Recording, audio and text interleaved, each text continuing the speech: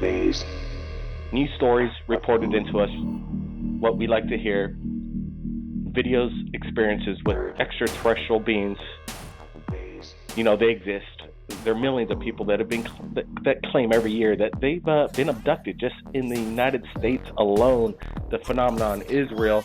Just this past few days right here at Third Phase Moon, lots of information has come in to the public. You know, what was NASA thinking when they called it "What the F"?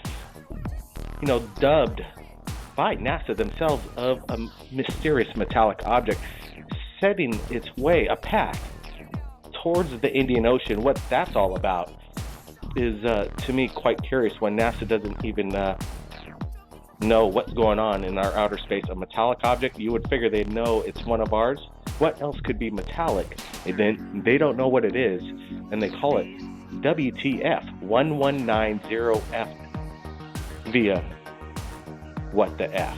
But also other people are saying that there's a 9/11 conspiracy. What's up with the 119 right after the WT World Trade Center towers? People are, I don't know. It boggles my mind what NASA and how they operate. Also, Renee Bajurke submitted a video all the way from Sutherland, Oregon. And usually don't post these kind of videos. A simple dot in the sky. Wow. I get millions of these all the time. And obviously, when you're on location witnessing this for yourself, it could be quite exciting. But remember, if it's just a dot in the sky, put it up on your YouTube channel and share it. But, we want to see something that's unusual. And that's what took place in this video. All of a sudden, it starts to flash in a pulsating array of display, and then suddenly something is dispatched, and it was panic on the ground. We wanted to thank Renee. I'm hoping she could call in tonight. We want to get her reaction, because her reaction was quite priceless, because when you see something like that, it's quite amazing.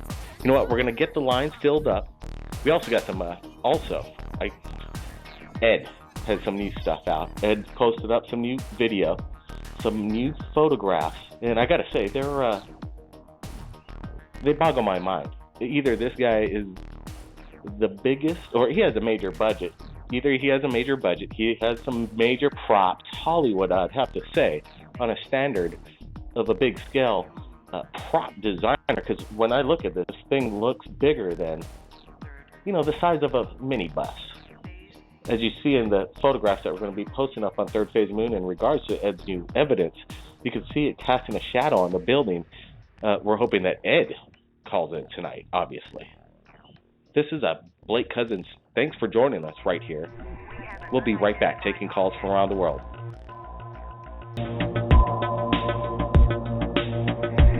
Transmission completed. You're live, Third Phase. Hey, Blake, can you hear me? I hear you loud and clear. Where are you calling from?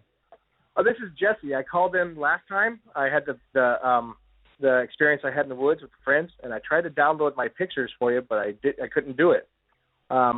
Is there a special link or a special site I'm supposed to download those pictures for? Jesse, welcome back to Third Phase. Appreciate it. Thank you. It's good to be back. You know what? Your story. I was quite amazed with how some of the comments came along to your story, and everybody has their own experience when they have these kind of encounters. And some people were saying that when you're trying to explain to me your experience, that you were kind of laughing and whimsical in its own sense. And I was saying to these people, it's a nervous laughter. You're saying this for the first time to people. Obviously, loud publicly, yes. Yeah, exactly. Now, it wasn't funny at the time, but I look back at it, and I'm like, wow, really? For real? Green men. I didn't ever think that would ever be happening. And sure enough, impossible happened. So absolutely. That's a good way to look at it. Yeah, it was nervous laughter. I mean, it's not really funny, and it's not something I can change. I mean, I had to go through a lot of counseling because of it. Really? It took me a long time to be able to open up about it to people, because people thought it was crazy. And I tried for a long time to explain it away myself and say, well, maybe I was seeing things, but I was awake when it happened, so it's not really much room left to explain it away. I wasn't on drugs when it happened. I was 14, and that was the first time. It happened more than once, so it continually happened more than once. If it just happened one time, it'd be like one thing, but it continually happens throughout my whole life. And I've seen hypnotherapists, I've seen counselors, I've gone through a lot of soul searching, it changed my religion. And so when it comes to something this traumatic, when you're faced with another life form, there's no government can tell me that it's not real. It was right there in front of my face. So yeah, it was. You know, Jesse, let's get down to this and get details exactly, face to face with an alien being. You just killed one, as you stated a week or so ago, and it turned into some kind of liquid. Explain to me again. A puddle of light.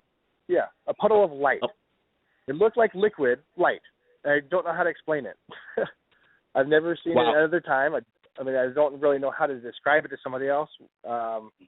Other than it looked like a puddle of liquid light, and it was fluorescent green. Wow. Do you think some people claim, experts, so-called experts, and, you know, I'll take this with a grain of salt, but, you know, some people really actually believe that these alien grays are hybrids, kind of possibly cyborg, half biological, half cyborg, created by this draconian race. Do you think this is part machine? The short grays, I believe they are a biological machine, yes. The tall grays, they're the actual aliens. The reptilians are enemies of the grays. They're not in cahoots. They're not working together. They're actually, the reptilians are bad. They're not a benevolent. I mean, they're not good. Hold on a sec. Yeah. Hold on a sec, Jesse. Wait, sorry. You actually. That's okay. You've been in contact with the reptilians as well. No, they just told me about them. I didn't see the reptilians. All I saw was the grays and the surgeon that looked like a praying mantis. It was crazy. It could only move its head to the left and the right. It didn't move it up or down. And that was the one that did a lot of the surgeries. I mean, I'm okay to talk about it, but they did everything from putting a needle in my eye to taking my sperm to, they did a whole bunch of stuff. And for why, I don't know.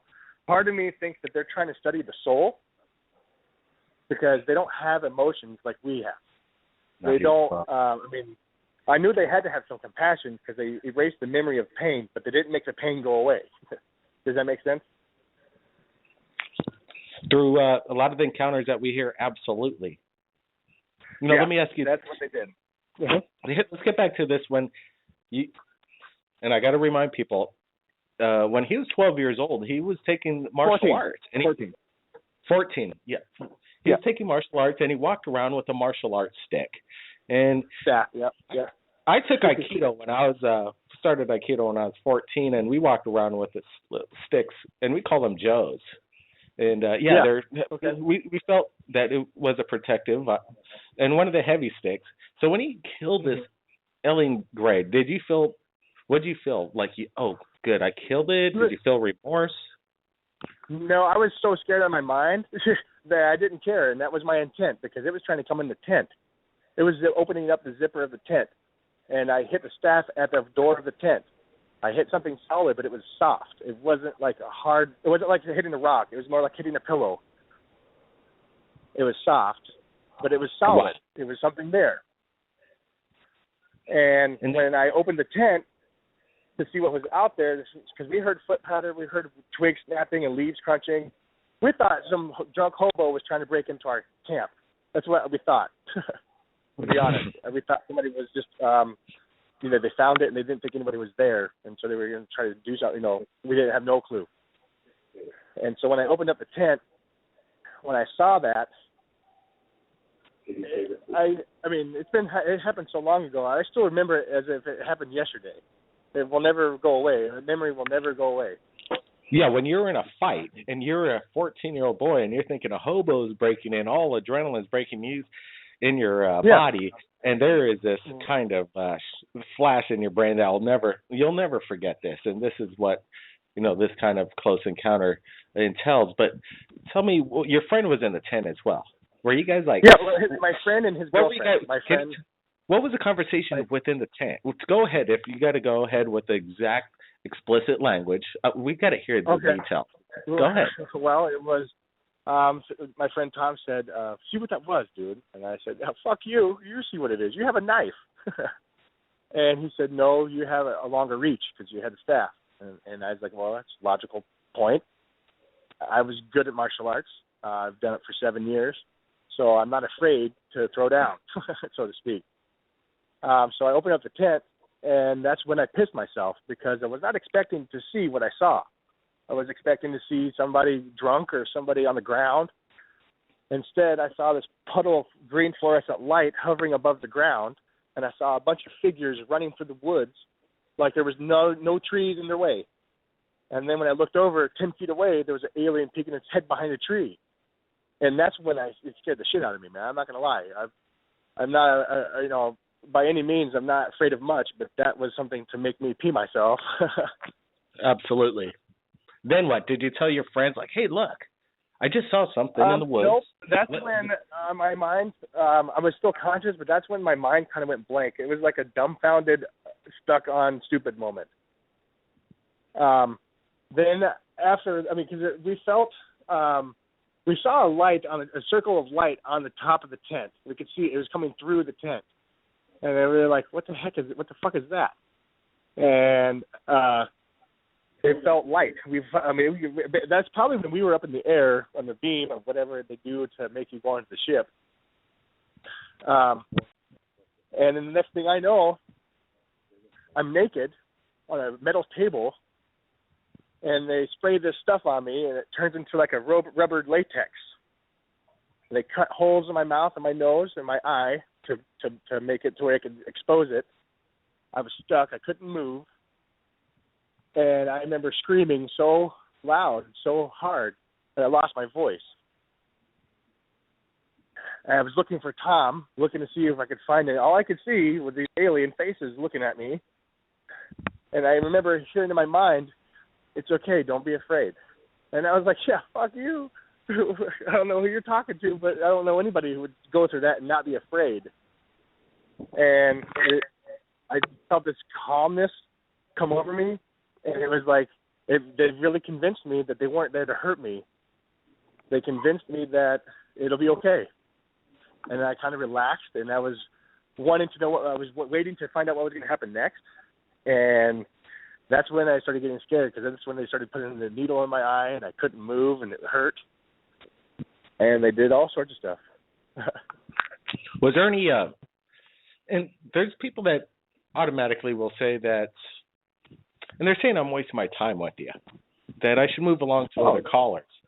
But, sure, go ahead. I'm not trying to convince anybody. I know what had happened. That's not going to change. When you get this close to a close encounter and a caller that calls in that's willing to share their story, I'm going to let them say what they want. And I totally am going to ask questions because I find it so fascinating that people are so quick to judge. Well, I would say this to the people who doubt, and I would say this, I totally get where they're coming from. I doubted too. I believed that there was a possibility of other life, but I didn't really think about it too much, and I didn't think I'd ever see it. And when I saw it face to face, it changed my life forever. I've never been the same. And I would challenge somebody who doesn't believe to look out in this space at night when you see a clear night and tell me if we can be in this universe, wouldn't that automatically guarantee that something else is out there if we can be here? And this universe is so vast, we haven't even explored not even a percent of it. I totally get where they're coming from, because I was a skeptic myself before it ever happened to me. I had a friend who told me he had an experience, and I just listened to him to just go along with their story, but I never ever thought in a million years that it would ever happen to me. So I can totally understand where they're coming from. But as far as if they believe me or not, I don't care anymore if people believe me. My own mom didn't believe me. And when my mom didn't believe me, I didn't give a shit if anybody else believed me. But Jesse, go ahead. Go ahead. Exactly. Yeah, exactly. This is what Third Phase Moon's all about, is letting people share their stories. And that's what we're doing right here at Third Phase Moon. I want to move along to more of the future extraterrestrial encounters that you had. And maybe once you do that, we could, it'd be kind of cool if we could get other people to ask you questions, the public. That'd be great. I would love to. Yeah. All right. Let's do this. I mean, go ahead. What? Yeah, just stand by. We're going to be right back, Third Phase of Moon. And this is the night before Halloween. And believe it or not, I'm having fun, and I hope you are. Blake Cousins will be right back, Third Phase of Moon. Third Phase of Moon, Blake Cousins, we're back. Taking calls. I just wanted to make sure, is Jesse still with us? Jesse, you there? Yep. Yeah, I'm still here, yeah. Okay, great. Let's, you know what? We're going to bring in some callers. They've been hanging on for a while, and we're going to get some more of Jesse's experience, maybe extended Third Phase of Moon radio tonight. 484. Hey, thanks for waiting. You're live, Third Phase of Moon. Welcome to the show. 484, you there? 4841. That's so weird. Every time I'm taking calls, it just drops out just like that, and that was a weird static sound. Let's try this. 651, you there? You're live. 651, you're live, Third Phase of Moon. Okay. 651's got to go. It's a strange night tonight on the phones, but I'm glad we got Jesse with us. I think we're going to San Diego right now. Kelly, you there? Yeah, I'm here. Hey, Kelly, welcome to the show tonight. Hey, Kelly. Thanks. Hey, how's it going? Good. How about yourself? So we got Jesse here. Yeah. And, I was listening to a story. I'm sorry. Go ahead, Blake. Well, I just wanted to see if Kelly heard Jesse's story from a couple weeks ago on Third Phase of Moon, the 14-year-old boy that killed an alien that lived to tell about it, and we're hoping to follow up and get some more information tonight. Yeah, I was listening to that a couple of weeks ago. I heard a story where he was him and his friends were out in the woods and they were camping, and he thought he was scared, and he hit something with a stick, and I heard the rest of the story, but it's got like what you were saying, Blake, is I can understand what you were saying would be like people questioning his story, but only reason why is because now I was just listening to a story just now is that it kind of almost sounds like exactly like Travis Walton's story where, if you watch that one show, Fire in the Sky, where where he looked like he was being, they put him on a table, they put that stuff on him, kind of like that jelly you were talking about.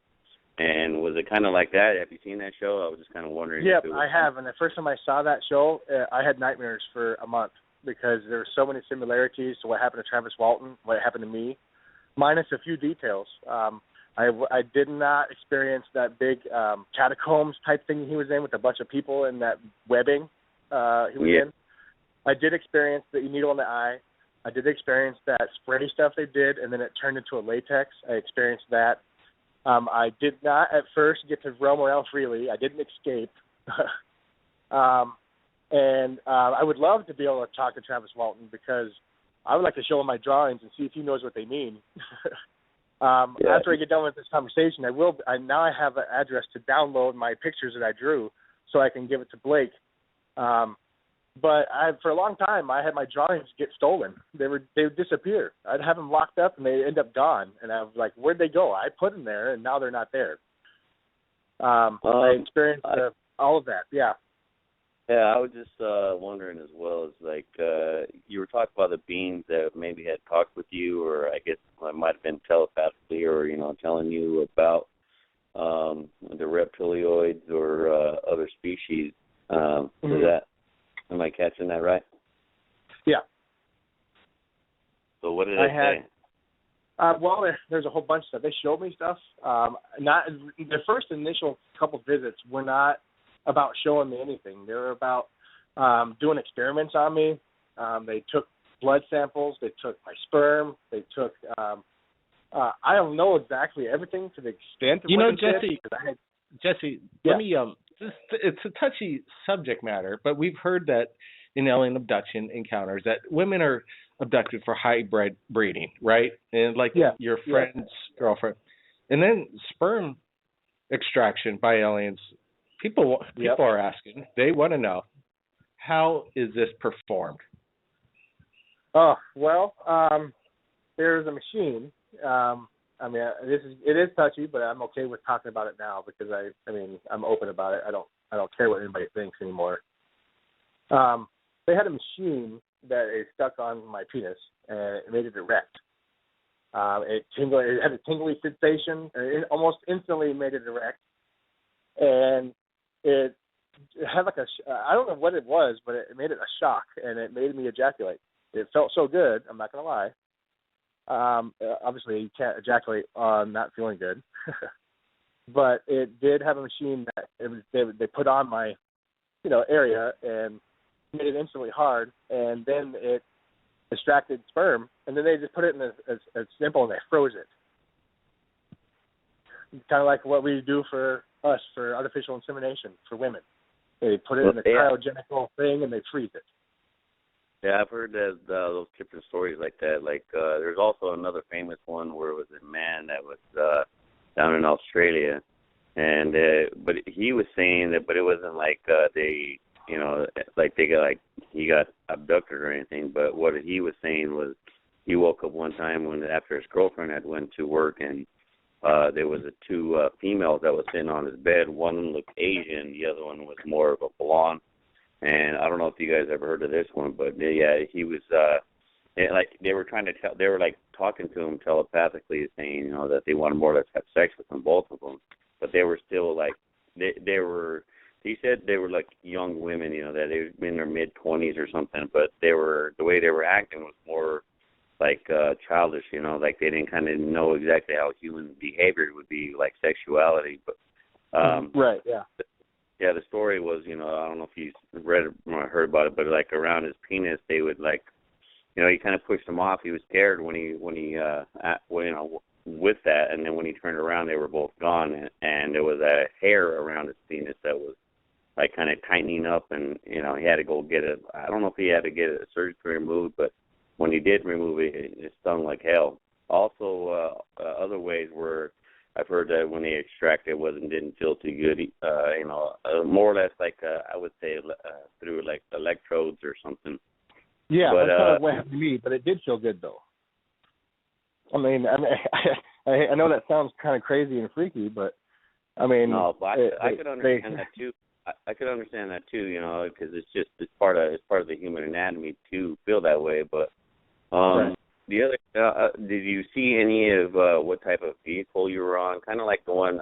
The reason why I'm also calling too was kind of. I'm pretty sure you've seen Ed's new video where he's walking up onto it, into the forest. That one was actually pretty amazing footage. If it's real, to me, it's like I've seen some of the comments that was on that you posted, Blake, was, it's like is he the new Billy Meyer? But if you look at it, some of the stuff is, even with Billy Meyer, it's so real that some people don't even think of it. That is, they think it's fake because it's so real. It's right there. It's not glowing. It's like at a settled spot, and that they're calling him. He already knew by his voice. You could tell that it's something that he's done before, over and over and over. And obviously, this being is came and visited him and. They did what they did, but, I wish that Ed would call up and, give us a little bit more, lead us into more of what he, what he went through as well.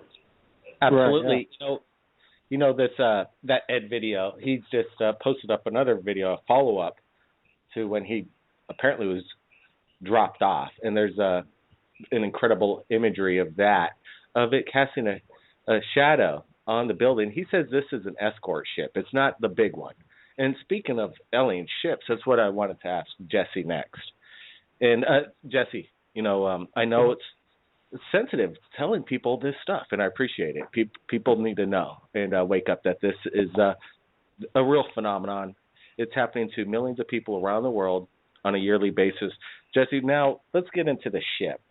Okay. What was it like? Was it a classic saucer shape? Did it have its own features? I want to hear some details on this. Okay. The first time it happened when I was 14, it did not look like a flying saucer. It looked like a meteor. It was a big giant sphere, and it was bigger on the inside than it was on the outside. And it was, when I was up in space, when I was able to walk around, they were with me. I was always escorted with two of them. Because I fought the first time. I was not cooperative whatsoever. I thought my life was in danger. I felt like my life was in danger. And I don't know if anybody's ever felt like they're about to die. But when you have that fear and adrenaline take over, you're going to do whatever it takes to survive. It's automatic human instinct. And after I had calmed down, after they calmed me down and they showed me some stuff, they showed me a whole bunch of stuff. I saw creatures in containers, liquid, boxes, cages. I saw like this very thin crystal, like a flat screen TV, but it was just crystal. It was see-through, but then when they touched stuff, then they did the symbols, and it basically was like a TV that showed events that's happened on our planet. It showed the destruction of what we do to ourselves, and they basically said that we were like parasites. We're consuming our resources at such a phenomenal fast rate that we're going to run out of them, and we're not going to be able to reproduce them. Once you're gone with trees, you can't just grow a tree without trees. And basically said that we are one of the only races in this known solar system or this area where there's life that kills its own kind. I mean, with abortions and for whatever reason they happen, there's not very many. There's none of the other races that I'm aware of or they're even aware of that would kill its own kind. That's like the self-defeating of its own species. When they touch the wall. Oh, go ahead. What? Yeah. Go ahead. Sorry. Oh, okay. What? When they touched the wall, it became clear, and I thought I was going to be sucked out in space because I didn't see any wall. It was clear. I could see out in space, but I was perfectly fine. I didn't die, obviously. But when I touched it, it melted away like it would just melt like melted wax. It just melted away, and it was clear. And I could see out in space. I saw a blue planet. It was all blue. I don't think it was Pluto because it looked like it was ocean. It looked like it was an all-ocean planet. Part of me thinks that that's where one of their operations, the base operations is because they live in the ocean. They have a base in the ocean. As far as I know, they didn't explain everything to me, but they did tell me a lot, and they showed me a lot. And I kept questioning, why are you showing me this? Why is this happening to me? What's going on? And big question. Go ahead. Yeah, big question. What are they trying to tell us? What are they trying to show us? It seems was there any of their ship weaponized? Did they seem like they threatened humans in a way that they're not liking what we're doing? That we're parasites. Are they going to take us out like a germ? They do have weapons. They were able to shut down our nuclear missiles without even firing any weapons. They just have technology that's so far beyond ours. We're like throwing rocks and stones, back to the Stone Age when they have laser beams that can disintegrate something. Now there's the reptoids, from what they've told me, they have technology that can shoot asteroids like weapons. They are the danger. They're the ones that are, they don't even have their own planet. They live on their ship. They just they just destroy. They have a technology that can gather asteroids as they travel, and then they can project them with such a force that shoots them like a missile. And an asteroid, as we all know, if it hit the Earth at such a velocity, that speed, it would be devastating. And that's just a natural resource they gather through space. They're not even using a missile or any laser beam. They're just using the asteroid to be as destructive, if not more, than the atomic bomb. Yeah, they figured out how to dominate Mother Nature at its best. It's almost like a deflection and a reaction, and it's quite amazing the power of the universe and energy. Jesse, let's see if anybody wants to ask you a question. We've got Elizabeth here, but let's see. We're going to get to Elizabeth next for a question to Jesse, but let's see if 484 is here. Finally. Is 484 here on the show? Yeah, can you hear me? I have a little couple. Whoa. This 484 is way low on the audio. Sorry, man. I couldn't hear you. Let's see if Elizabeth has a question for Jesse. Elizabeth, you there? Yes. Hi, Jesse. I live in the same state as you. Okay. And I'd love to see your drawings because I make one-of-a-kind jewelry. And my jewelry, a lot of people think has a lot to do with some type of alien stuff. And I'm just really curious of looking at your drawings to see if they match any of my jewelry. Yeah. I've been told from a few people I've shown them to that they look like an ancient alien. It looks like an ancient Egyptian hieroglyphics, but it's not the same as Egyptian. There's more letters and symbols rather than just pictures. But they're very detailed, and I don't use a ruler. I don't do anything. I'll get a headache until I draw it, and once I draw it, it goes away. The headache is gone, like it never was there. Well, we got. Have you ever seen UFO dreams of one? Whoop, we got a caller. Let's see if 949's with us. 949, you there? 949? Hey, we got he goes by F1. We got F1. He's pretty heavy. You been listening to the show, F1, tonight? Yeah, just, man, I just didn't want to interrupt. I just really, it's such a good flow, and it's such a, I'm so glad that we finally, because years ago, this wouldn't even be able to happen, so I just wanted to hear the progression because it's... Yeah, ask a question, like, F1. Okay, F1. Here's a question. It is what it is, so take it for what it is. When you had your sperm drawn, after that, did you ever notice that your sperm, your ejaculations changed physical form, and if so, what was it? And then I'll tell you what happened, why I asked that question. Okay. Well, it happened more than once. Every time after that, if I self-ejaculated myself or masturbated, it would tingle, and it would cause me. I mean, even when I was not erect, it would be tingling, and it would cause me to want to ejaculate. And when I did, my cum was thicker. It was, I've had different kinds, obviously clear, and then I've had the thick, and it was like thick, white, milky, really thick. It was almost like a glue, but it wasn't that hard of it wasn't that coercive of a sticky substance, but it was definitely thicker, and it was more white. Does that help answer your question?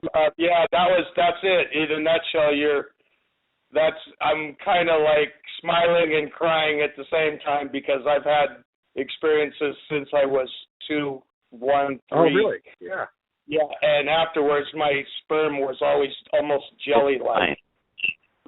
Yeah. Wow. Oh, you guys are fucking weird. That blows me away, bro. That's. If you didn't say that, then I don't know if I would have had as much faith as I do right now. But you're absolutely. It's just there's no way you would fucking know that. Excuse my language. That's because after certain abductions that I know that I had, that was confirmed by my mom before she died, God rest her soul, of over 15 times I sleptwalked, and she could never remember who brought me home in the middle of the winter with just pajamas on and why it wasn't cold and why she couldn't remember the face, almost like she was pissed off, scared, and ashamed. But it was always like jelly, and I'm like, what the fuck happened? Yeah. Wow. Wow, dude. Yeah. Wow, thank you, man. You know what? Anyone that's listening, there's no fucking way he would know that unless it's true. Because I know. That's F1. F1 tells it like it is, and it's confirming what Jesse's saying. Wow, what do you got to say? Now you feel a little better that you're telling people this, because I'm sure it's pretty kind of stressful in the beginning. It was. I was almost embarrassed to admit that I had an alien take my sperm. As a guy, it means I'm helpless, and I wasn't able to do anything about it to stop it. Kind of feeling violated in a way. I mean, sure, I'd imagine. I can imagine what Sid felt like, because I feel for women who've had bad experiences like with molestations or rapes. But I can only imagine the different depth and level it was when it was an alien impregnating her and taking the baby.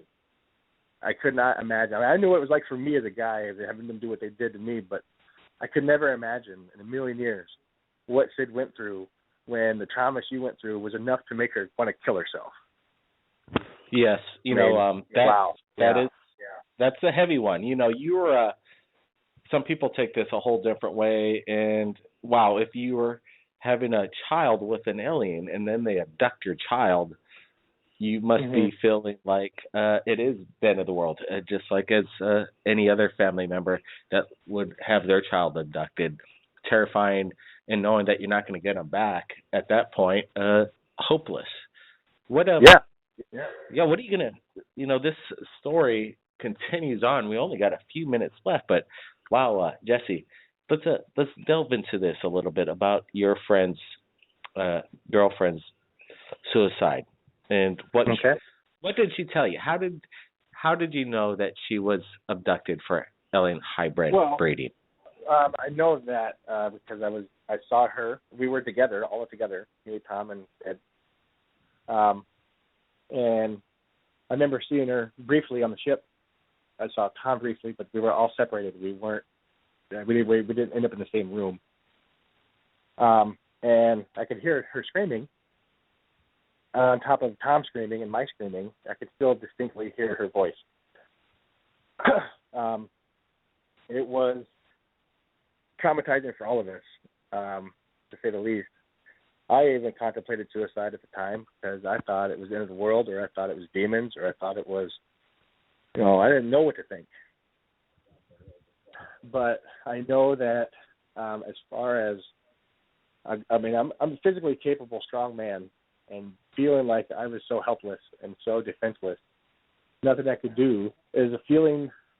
The best way I could describe it when it first happened was feeling like a caged rabbit. I was in a rabbit with a pack of wolves around me, and the cage just broke open. And now I'm stuck in that cage, and the wolves are blocking my exit. But then later on, that fear went away, and it didn't scare me as much. Now, if I still saw them, of course, my initial reaction would be scare and fear, but then it goes away.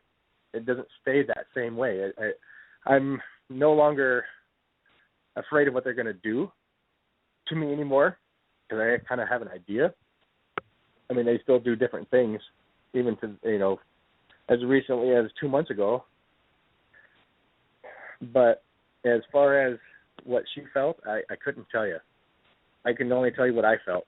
And at first it was not anything good. And then later on over time, as it progressed, it became easier and easier to deal with. And eventually, believe it or not, I actually looked forward to it. Which still doesn't make sense to me. Well, you know what? I'd take my chances just to know that we're not alone, right? Some people, that's all we want to know. And, if the end of the world is when aliens arrive and they're about to take us all out, at least we know we're not alone. And, I'm comfortable with that. Let them, put themselves forward. I'm ready. Jesse, it's an amazing show. And I really appreciate you calling in, sharing your insight. Now what I want you to do is think about something about your other experiences that you've had that we haven't heard about. Because you've been abducted how many times? How many times have you recalled? Oh, way more than I know about for sure. As far as me being aware of them, being awake when it happened, at least 5. All right. Well, let's get into one of your other encounters. And you're welcome back next week, Friday. We'll go over that. And, just, again, this is Third Phase of Moon, sharing people's stories raw. So, man, it was quite incredible. Jesse and Kelly. Hey, Kelly, you still there? Yeah, I'm here. Hey, Kelly. Hey, thanks for joining us and asking the questions. And anything that you learned tonight? I've learned some things that I've quite never heard before. I've never been abducted by aliens that I'm aware of. I've learned a lot. I've always, every time I listen to you guys' show, we always learn something new, and that's the whole point, just sharing information and trying to get the information out. I'm glad I heard you guys, and Blake and Brent. Thanks for every week that you guys do, and Like, there's one thing I would like to say though. I wish I could be the ones that be abducted. You know, I mean, I've seen a lot of UFOs, but I've never been abducted that I know of. But I would like to say that, I mean, I wouldn't mind being abducted. I kind of want. You'll take your chances, right? You'll take your chances. Oh yeah. All right, Kelly, well, man. Thanks for asking questions, Kelly, and thanks, Blake, for having me on the show again. Absolutely, and you know what, everybody? It's a new time change. We're moving to a new time change. Everybody, it's going to be happening next week. If you're in New York, Friday, it's going to be now 11 p.m. New York time. LA, it's 8 p.m. Pacific time. So East Coast, 11 p.m. West Coast, 8 p.m. Next week, Friday, Third Phase of Moon Radio. Wow, it should be quite amazing. Everybody stay tuned. Check out Third Phase of Moon for the latest thing with photographs that Jesse just applied. Man, this is a wild ride tonight, and I appreciate what I do right here at Third Phase of Moon. I appreciate that everybody that shares their footage to us, because when they do, they're sharing it to the world, and, you know, I think that's what it's all about, a world collaboration, that we're not alone, people. We're not alone in this universe, and they've been here. Don't let NASA tell you that they're not here.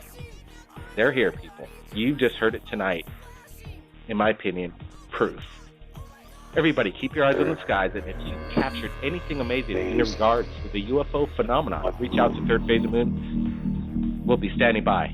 This is Blake Cousins. We'll see you again next time. Amazing. Did you see that? It just shot another UFO out the bottom of it. Joe, it's okay. It's not going to hurt you, I promise.